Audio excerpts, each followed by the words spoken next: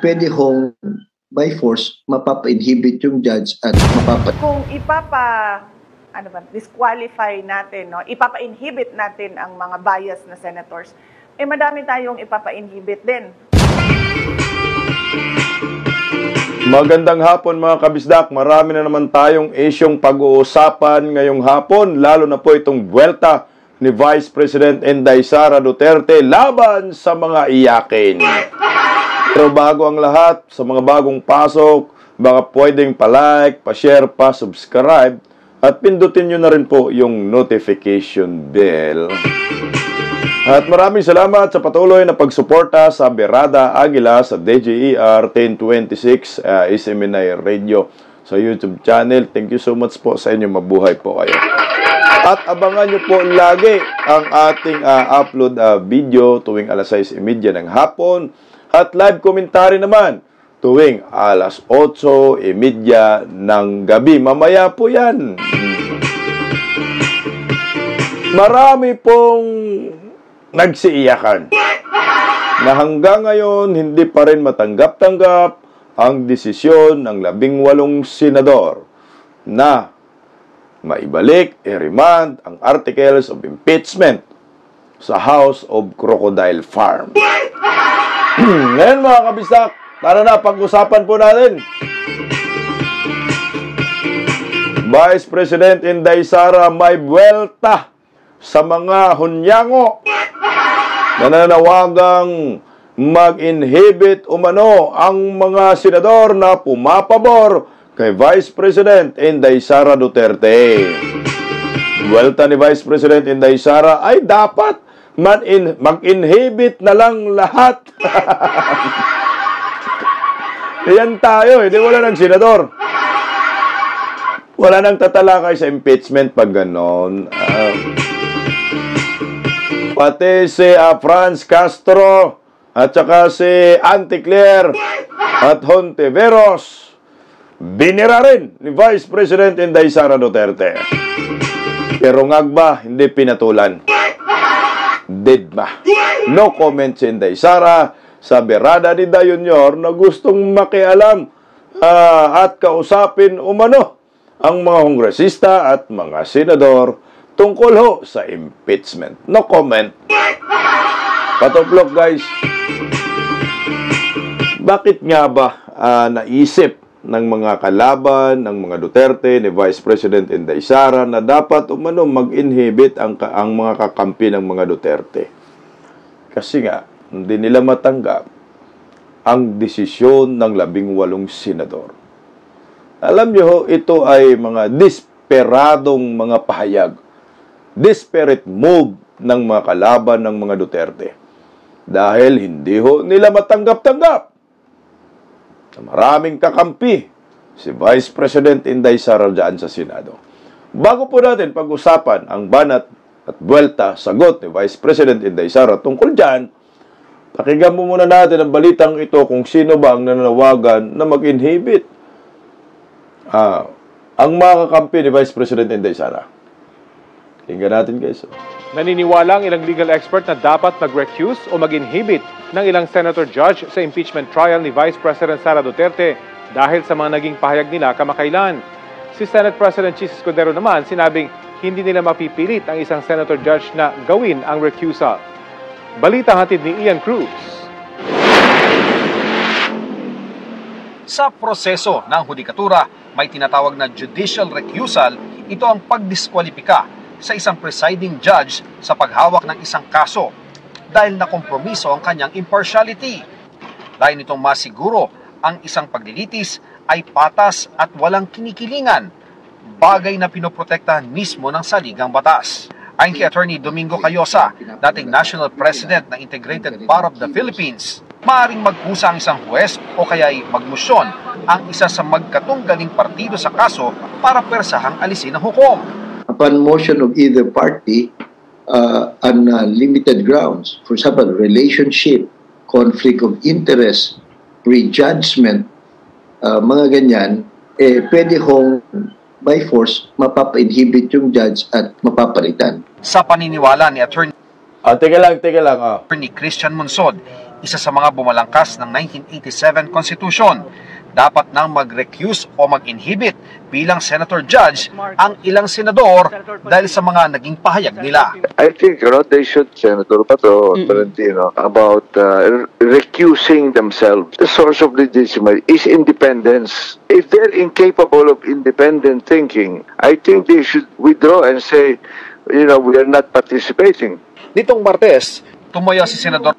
Okay, teka lang ha. Sasagot muna ako dyan.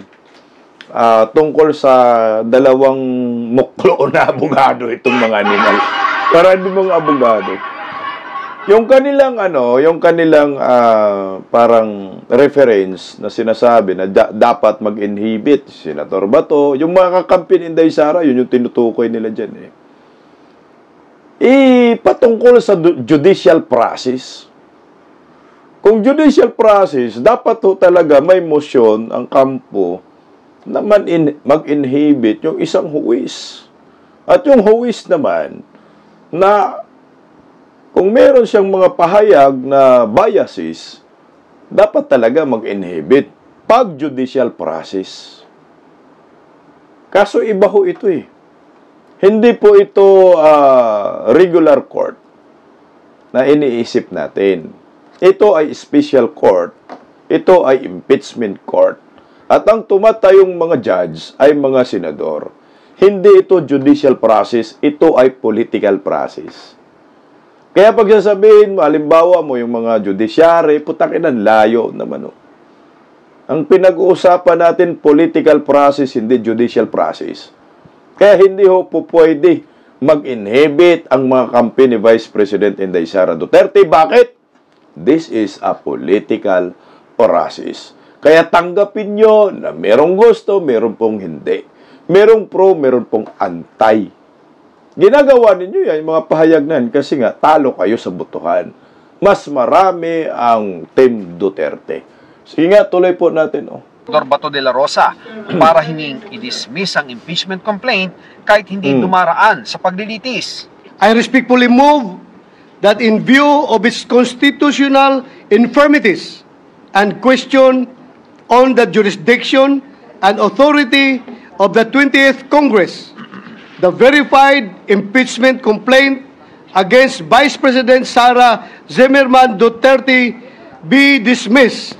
Si Senador Francis Tolentino naman, sinabing functionally dismissed na ang impeachment case kapag lumagpas sa June 30 ang paglilitis. If we cannot conclude the trial before June 30, 2025, we must recognize this impeachment case is functionally dismissed by constitutional operation. Sabi naman ni De La Rosa, hindi siya mag-i-inhibit dahil walang pagbabawal sa naging hakbang nila na ipadismiss ang impeachment complaint. Correct. Ayon sa legal expert, hindi madali at magiging madugo ang pagpapa-inhibit at maging ang pagpapatanggal sa isang nakaupong senator judge ng impeachment court. Maaari, but pagbobotohan nila yan ulit and it will be very contentious.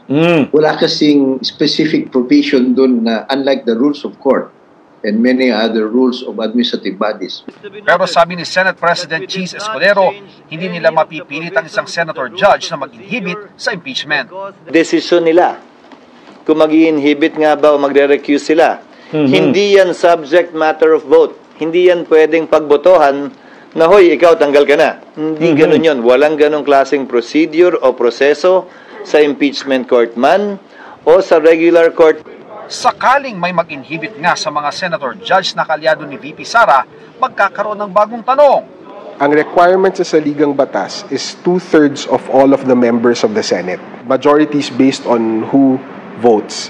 That is a rule that applies to the courts. Halimbawa, yung mag-recuse na isa, 22 na lang ba bibilangin natin o out of 24?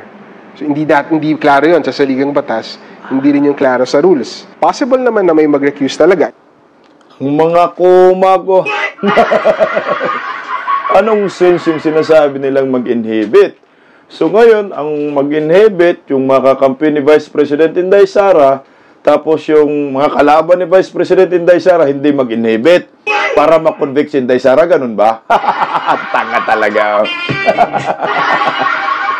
Sabi ni, ito pa, bago natin pag-usapan, yung sagot ni Vice President Inday Sara dyan. Ito. Ang sabi dyan ni Franz Castro na convicted, sabi niya, kahit siguro atawasin mo yung mga yan, supporter pa rin ng mga Duterte. Kaya dapat mag-inhibit sila, Senator Amy Marcos, Senator Robin Padilla, Senador Judge, doon sa magaganap na impeachment court. Sabi ni Franz Castro dyan, Kaya napag-usapan muli na itanong yan kay Vice President Inday Sara kagahapon. So ngayon, bakit itong si Castro, ang pinupuntarya lang niya ay mga Duterte supporters? Alam naman natin, kagaya ni Senator Robin Padilla, sabi ni Senator Robin Padilla, na kahit asunugin nyo man ako, mga ngamoy Rodrigo Roa Duterte pa rin ako. Totoo naman. Hindi, hindi itinanggi ni Senator Idol Robin Padilla na siya ay Duterte supporter. Same with Bato. Walang problema doon, Castro, kasi that's a political process. Kaya tanggapin niyo po yun. Na mas maraming nagmamahal sa mga Duterte kaysa kay Tambaluslos. Mas maraming ayaw ma-impeach si Inday Sara kaysa gusto. So, mas maraming pro kaysa antay. Yan yung realidad because it is a political process. Hindi man ito judicial process para manawagan ka ng ganyan. At ayon naman kay Senator Chis Escudero, wala namang ganun. Wala namang sa batas, wala naman sa proseso na dapat mag-inhibit yung mga senador na kung alam sila yung mga supporter ng naturang sinasalang sa impeachment trial. Walang ganun. Tanggapin nyo na lang, animal. Kaya narito po ang buwelta, sagot ni Vice President Inday Sara tungkol sa mga panawagan na yan. Mantakin mo, ang daming mga Duterte supporters, lahat pa-inhibit mo. Kaya nang matira, sunti-virus na lang. Ito, tingnan natin si Inday Sara. Maraming senator judge daw ang dapat mag-inhibit o hindi lumahok sa impeachment case dahil biased. Ayon yan kay Vice President Sara Duterte. May patutsada rin siya kay Palace Press Officer Claire Castro. Nasa frontline ng balitang yan. Okay. So ngayon, ito naman yung panawagan ni Inday Sara. Kung parang yun yung point ni Inday, kung nanawagan kayo na mag-inhibit ang mga kakampi ko, di mag-inhibit na lang lahat ng mga bias na mga senator judge. So narito po. Tuloy. Yan ang aming Mindanao correspondent na si Bril Montalvo, exclusive. Pinangunahan ni Vice President Sara Duterte ang panunumpa ng ilang nanalong opisyal sa Mindanao nitong nakaraang eleksyon sa Davao City. Matapos niyan, eksklusibong nakapanayam ng News 5 ang bise. Sinagot niya ang mga isyu kabilang ang panawagan ng ilang kritiko na mag-inhibit o wag nang lumahok bilang senator judge sa impeachment case sina Senator Robin Padilla at Senator Amy Marcos. Ayon kay VP Sara, hindi lang sila ang dapat ipa-inhibit. Correct! Kung disqualify natin, no, ipapa-inhibit natin ang mga bias na senators, madami tayong ipapa-inhibit din. Tama. Tulad ni Senator Risa Ontiveros na sa isang public speech niya ay sinabi, kailangan sirain ang mga Duterte. Correct. Si Senator Chis Escudero, si Senator Pimentel na nagsabi, ano ba sinabi sa akin? Unhinged. Parang yun ba ang term na ginamit sa akin? Basta ang sinabi ay lukaret. Okay. Meron palang sinabi yun si Escudero kaya Inday Sara na lukaret pati si Coco Pimentel. Kung naalala ko noon yung sinabi ni Inday Sara na yung tungkol kay Tambalustos, kay Lisa Tanas at kay Ngagba siguro na kapag magurgor, yung nagalit na nga si Inday, nagmura na si Inday doon nung kainitan sa OVP, doon sa Kongreso. Tama. Exactly. Para sa akin, tama si Inday Sara. Kung ipahinibit nyo po si Robin Padilla, Senator Bato, bakit hindi nyo ipa-inhibit itong si Hontiveros. Na alam natin na markadong galit sa mga Duterte. Okay, ito na tayo ngayon. So, sige nga, pagbigyan natin, Day, yung kagustuhan nila, Day. Kung may mag-inhibit sa kampo ng mga Duterte na sa tingin nila ay supporter at kakampi ni Inday Sara, dapat lang siguro may mag-inhibit din sa mga kalaban ng mga Duterte. Kagaya yung mga nabanggit ng mga pangalan ni Inday Sara, Hontiveros, ganun. 5 sila mag-inhibit. So kung mag-inhibit ang 18, mag-inhibit din yung 5, sino matira? Putangin ang buhay na yan. Ang tangingot, no?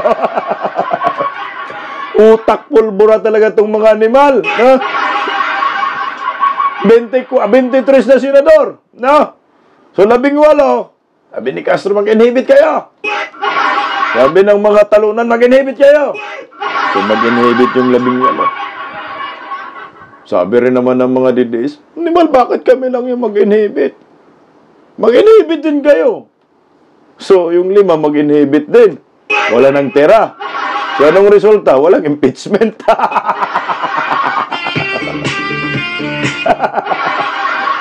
Sino magtalakay ng impeachment? Kasi pinag-inhibit lahat eh. Ang tutungaw. Kasi sabi ba, lahat ng kakampi. Wala na, 18 kakampi. So banat din Inday Sara, kayo din mag-inhibit. So yung 5, inhibit. Ang resulta nga lahat. Walang ganun talaga. No. Eh di, nag-back to you sa inyo. Di lalong walang mangyayaring impeachment. Lalong magsilupasay. Yan na nga ang sinasabi natin eh. Kayong mga galit sa mga Duterte, Castro, mga iyakin ngayon. Bago kayo bumuka yung mga bibigo ninyo, pag-isipan nyo muna. Kasi ito, magbabalik ko sa inyo. Alangan naman, papayag lang yan sila ni Idol Robin Padilla, Senator Bato, Kuya Bungo, na sila lang ang mag-inhibit. Yung mga bumoto na 18 senador, lahat na lang para patas. Hindi kasi nila ito na naisip na ang impeachment trial ay political process. So ngayon dapat namali kayo ng sinumbungan. Namali kayo ng pinuntahang stage, no? Korte. Dapat hindi kayo sa impeachment court pumunta. Alam nyo naman maraming kakampi ang mga Duterte, dapat pumunta kayo sa korte, yung Supreme Court. Doon kayo nagreklamo. Ito impeachment a political process. It's a numbers game. Ngayon, siyempre, bibilangan po tayo ng kakampi at magbibilangan po tayo ng hindi kakampi. It so happen na mas maraming kakampi ang mga Duterte, lumalabas ang kalaban 5. Hontiveros, Binay, Grispo, Pimentel, Gatchalian. Yan, 5 trapo. Buntis 5. Hindi kinaya kasi ang bilang 18. Na-overwhelm ang mga kalaban. Kaya ang last na option nila ay dapat mag-inhibit ang mga kakampi. 5 na lang magtalakay kung ganon. Ang tangingot. Tanggapin nyo na lang na tama yung sinasabi ni Guanzon na ulats kayo. Wala, Vice President Inday Sara. Natanggap na raw ng kampo ng bise ang summon mula sa Senado. Na-i-refer na niya raw ito sa kanyang legal team at hinihintay ang abiso kung magpapakita siya sa impeachment court. Wala pang instructions ang mga lawyers sa akin kung pupunta ba ako or hindi. Naging matipid naman ang sagot ng bise sa pahayag ni Pangulong Bongbong Marcos na handa ito makipagdialogo sa Senado at Kamara para ayusin ang gusot sa issue ng impeachment. No comment. No comment. Pakialamero din to si Bangag, no? Alam nyo, budol talaga to si Dayunyor. Itong si Castro, very consistent yung kanyang kasinungalingan. No? Yung si Auntie Claire, ang sabi, hindi makikialam ang Pangulo, si Dayunyor, sa impeachment labang kay Vice President Inday Sara at ipaubaya na niya sa mga senador ang desisyon. Pero ito lumalabas ngayon na makikialam at kausapin umano ang mga senador at kongresista patungkol sa gulo nila. Gulo ho ito political crisis po ito. Dahil sa ambisyon ni Tambaloslos maging senador. So mga sinungaling ho talaga yung mga nasa gobyerno ngayon. Lalo na po itong si Dayunyo, spokesperson niya, si Claire Castro. Yan hong malinaw ho dyan. Tingnan mo si Inday Sara. Bakit si Inday Sara sumusunod sa impeachment court na pinaghahanda na ho nila at pinagplanuhan nila yung sumo na sasagutin kung dadalo ba si Inday Sara, pupunta po ba mismo sa impeachment court. Law-abiding citizen itong si Vice President Inday Sara. Ibig sabihin nito, kampante si Inday Sara sa impeachment na ito na mabasura at walang kahinatnan ho ito. Alam naman natin lahat yan. Nagawa-gawa lamang ang lahat ng mga akusasyon. Tama nga ho yung mga nagkomento Kung gusto po ninyo talaga ng hustisya, bakit sinisingle out ninyo ang Office of the Vice President? Bakit hindi po natin tingnan ang bilyones na confidential funds ni NGUM na 4.5 billion pesos? Hindi lang kay Dayunyo ang may confidential funds, kundi lahat. Buksan natin yung mga departamento, buksan natin ang kanilang mga sobre para magkaalaman.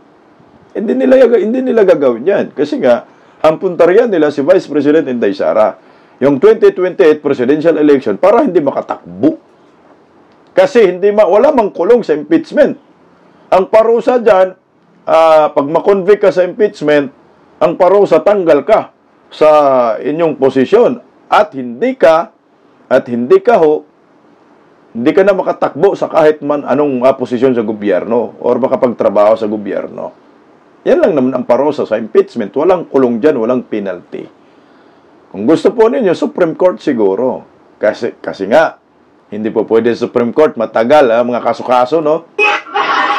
Kaya dito sa impeachment court, para pag na-convict, hindi na makatakbo sa 2028. Pero mangyayari ba yan? Hindi in your dreams. Aloy! Ito. Pero may patuksada siya kay Palace Press Officer Undersecretary Claire Castro na kamakailan ay nagpahayag hinggil sa umunoy mga taong manggagamit at handang magpagamit. Di ba sinabi ko na sa iyo, si Claire Castro, pinsan ni Franz Castro, at Teka. Puntahin na, ito na naman, sasabihin na naman ni Ante Claire na fake news si Inday Sara. Tinawin natin Ang sabi ni Inday Sara, si Franz Castro, si Claire Castro, magpinsan. Hindi yung pinsan na talagang kamag-anak, mga tungaw. Ang pinupunto dyan ni Vice President Inday Sara, ito seminarin nga natin itong mga bubunistang, tanganistang, loyalistang ni Ngagba, yung mga sarkasam ni Inday Sara dito. Ito, makinig kayo. Para maliwanag na, para hindi na kayo maglibog, mga bubo. Sabi ni Inday Sara, si Franz Castro at si Claire Castro, magpinsan talaga. No? Hindi magpinsan, magkamag-anak. Kundi, magpinsan sa ugali. Ang babantot ng mga ugali. Ang sasama ng mga ugali. Yan. Diyan sila magpinsan. So, maliwanag na. Malinaw na. Wala tayo. Ito, banot na. Castro family, dalawa lang naman yan sila sa pamilya na yan, Claire Castro at Franz Castro. Wala na talagang maganda at tama na lalabas dyan galing sa bibig nila. Sabi ko nga, di ba, ano sabi ko? Garbage in, garbage out. Pagdating dyan sa dalawang Castro na yan. Wala. Narinig niyo? Dito sila magkamag-anak sa mga bunganga na pero sa papilyedo hindi magkamag-anak. Dahil yung lumalabas sa mga bunganga nila mga basura. Garbage in, garbage out. Iiyak na naman si Claire Castro nito. At si Franz Castro. Sasabihin na naman nila, hindi kami magpinsan. Matungaw talaga. Hindi kami magkamag-anak. Oo, nga. Hindi naman talaga sila magpinsan. Hindi naman sila magkamag-anak sa dugo. Pero magpinsan sila sa mga bunganga. Ang bunganga nila, bukang bibig, Duterte. Panay paninira, panay black propaganda. Yun ang bunganga nila. Magpinsan sa bunganga, hindi magpinsan sa dugo. Now you know. Alam na ninyo. Ibig sabihin. Ito, tuloy natin. Wala pang komento riyan sina Jose Castro o Representative Franz Castro. Sinagot naman ng BC ang rekomendasyon na inihain ng komite sa Kamara para pasampahan siya ng kasong plunder dahil sa umunoy maling paggamit ng confidential funds sa OVP at DepEd noong siya pa ang kalihim nito. Kung ako, okay lang. Dahil politiko ako, gusto ko rin sumagot sa loob ng korte. Pero naaawa ako dahil sa mga threats sa harassment na ito ay merong mga empleyado ng ating opisina. Dadamay. Tungkol naman kay dating Pangulong Rodrigo. Teka lang, yung meron kasing rekomendasyon kung mga kongresista na kasuhan umano si Inday Sara ng plunder. Sa akin, walang problema doon eh. Mas maganda pa, itigil yung impeachment. Mabasura naman talaga to pagdating ng June 30, sabi ni ni Tolentino, madidismiss po ito pag hindi matatapos, no? Sa korte na lang. Para makasagot din ng maayos si Vice President Inday Sara. Mas maganda kasi sa korte. Yan ang tamang proseso, legal process po talaga, judiciary process. Nang malinis din ni Inday Sara ang kanyang pangalan. Kaysa dito kasi sa impeachment court, lang to, publicity. Inaano ka, trial by publicity, sinisiraan ka, narinig lahat ng mga argumento, pinagpiestahan ka. Unlike dito sa korte, talagang private siya. Kung ano yung mga pinag-uusapan sa korte, bawal yan ilabas sa media. Kasi may judice na tawag. Mas maganda korte pa. Kasi hindi ka tina-trial by publicity. Dito kasi sa impeachment court, tina-trial ka by publicity. Ano pa naman yan? Live. Bias satellite. Ito naman, payag ni Inday Sara tungkol kay Tatay Digong. Rodrigo Duterte na nakakulong pa rin sa ICC sa The Hague. Hindi pa raw alam ng bise kung saang bansa posibleng ilipat ang kanyang ama sakaling paniga ng ICC ang hinihiling nitong pansamantalang kalayaan. Ang dasal nating lahat at panawagan natin lahat ay makinig ang ICC judges at maging patas sila sa pagdesisyon base doon sa submission ng Defense Council. Nagbabalita mula sa frontline, Bril Montalvo. So hindi pa alam ni Vice President Inday Sara, no? Kung saang bansa si Tatay Digong dadalhin pag naaprubahan yung interim release. So, basta malinaw sa atin, nag-apply na at walang kumontra at makalaya na ho ito. Ayan. Good luck, Tatay Digong. Tingnan mo tayong mga Pilipino, lagi tayong sumisigaw na kailangan magiging patas, kailangan hindi bias. Kagaya ho dito sa panawagan ng mga galit sa mga Duterte. Oo na, sige na. Gusto ninyong mag-inhibit ang mga Duterte supporters. Ang problema nga hindi man papayag itong sila Senator Idol Robin Bato Bungo na sila lang mag-inhibit. Dapat kasama sila Hontiveros at lahat ng mga kalaban sa mga Duterte. Kagaya si Tito Soto, kunyari, abot sa 20th Congress. Lacson, kunyari, abot ng 20th Congress. O silang dalawa, mag-inhibit agad kasama si Hontiveros. So wala nang tagapagtanggol ang mga bugok. Hindi yan applicable. Hindi ho po pwede yan sa impeachment court. Ang tanging magagawa na lang at gawin ng mga galit sa mga Duterte, tanggapin kung ano talaga ang katotohanan. Tanggapin ang magiging resulta. It is a political process. Hindi ho po pwede yan na yung kalaban ay masusunod Hindi po pwede na kung anong sasabihin ng mga galit sa mga Duterte ay susundin ng mga Duterte. Kailangan ipaglaban din po nila ang kanilang karapatan at kanilang stand dito po sa impeachment laban kay Vice President Inday Sara. Gagawin talaga nila lahat yan. Magpumilit na mag-inhibit kasi nga, yari kayong lahat pag makabalik ang mga Duterte. Pakinggan muli natin itong pinklawan. Ito yung kinakatakutan kasi nila, kaya nagkaganyan sila. Tingnan, pakinggan nyo po. And not to mention the accountability issue. Pag makabalik ang Duterte, yari lahat. Hindi lang mga BBM, yari din ang mga pinks. Right? Akbayan is gonna be red tag right and left. If Duterte you think Sara will forgive Akbayan for being the first sponsor of the impeachment against her? You think Sara will be nice to them? Hindi! Absolutely not. You think the DDS will be fine with the power sharing with the pinks for 2020? No. We're talking about seventh circle of hell. If the comeback thing happens, and it's gonna be like que horror for everyone. It's gonna be que horror for everyone. Putang na more Italiano. I'm just gonna spell this out. Italiano ka pa. Gets na mga pinks na kaibigan natin have every legitimate reason to be pissed off and angry and want to hold the Marcoses accountable. But believe me, pag nakabalik ang mga Dutertes, yari lahat. Okay! Yun yung word na kinakatakutan nila. Yari lahat.